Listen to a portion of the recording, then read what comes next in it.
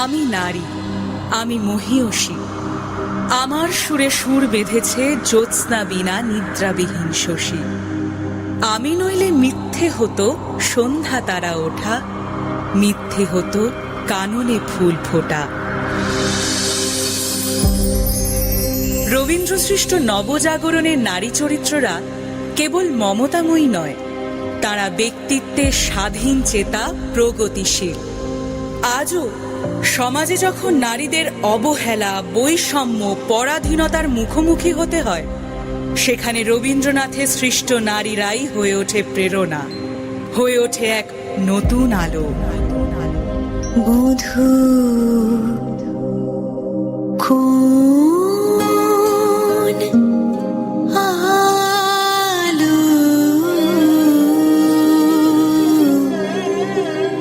লাগলো, লাগলো চোখে। রবি ঠাকুরের বিনোদিনী বিধবা নারী হয়েও নিজের ইচ্ছেকে গুরুত্ব দিয়ে যৌবনের রং, রূপ, গন্ধ আস্বাদন করতে চেয়ে ভেঙেছিল সমাজের বিধিনিষেধ। আবার চতুরঙ্গের দামিনী যেন বিনোদিনীরই সম্প্রসারণ। পুরুষতন্ত্রকে বুড়ো আঙুল দেখিয়ে রবি ঠাকুরের কলমে সে বৈধব্য কাটিয়ে নতুন ভাবে শুরু করেছিল জীবন, নতুন জীবন সঙ্গীর সঙ্গে।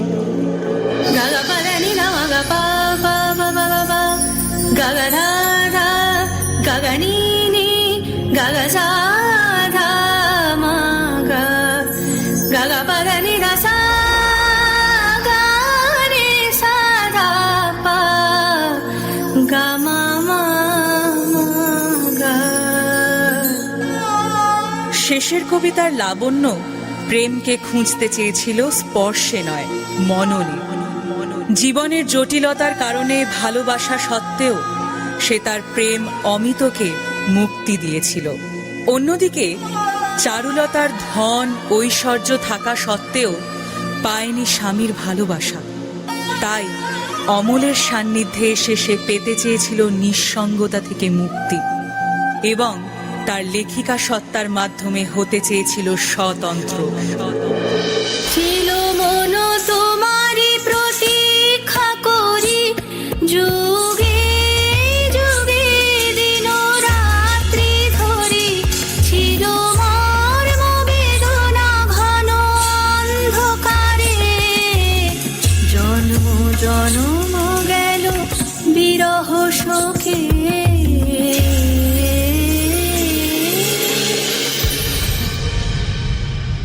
প্রকৃতি সে অস্পৃশ্য, সমাজের চোখে অবহেলিত, কিন্তু তার মধ্যে দিয়ে রবি ঠাকুর প্রকাশ করলেন এক নারীর গভীর আত্মমর্যাদা ও মানবিকতা, যে সামাজিক বিভেদের ঊর্ধ্বে গিয়ে অর্জন করল স্বীকৃতি।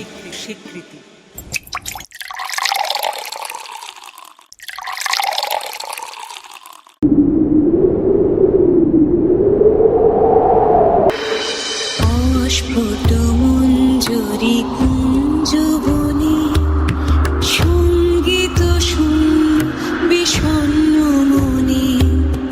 সঙ্গীরিক্ত চির দুঃখ রাতে, ও হব কি নির্জনে শয়ন পাপি। নারী কেবল রূপে আবদ্ধ নয়, বরং তার ব্যক্তিত্ব, সাহস ও শক্তির জন্য পরিচিত।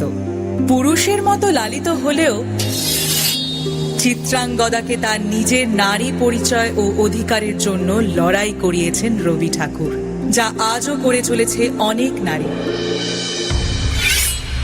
আমি চিত্রাঙ্গদা, আমি রাজেন্দ্র নন্দিনী, নহি দেবী নহি সামান্যা নারী।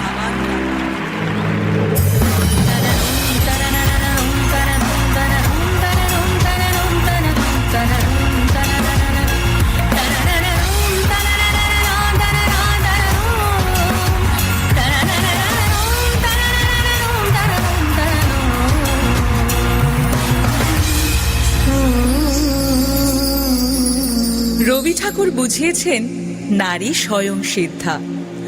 তারা কারোর ওপর নির্ভরশীল নয়, বরং তাদেরই উপর দাঁড়িয়ে আছে পরিবার, এই সমাজ, এই দেশ, এই গোটা পৃথিবী।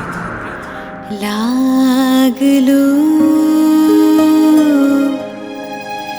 লাগলো চোখে মধু কোন আলো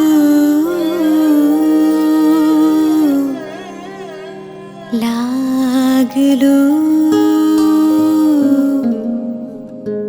লাগলো চোখে।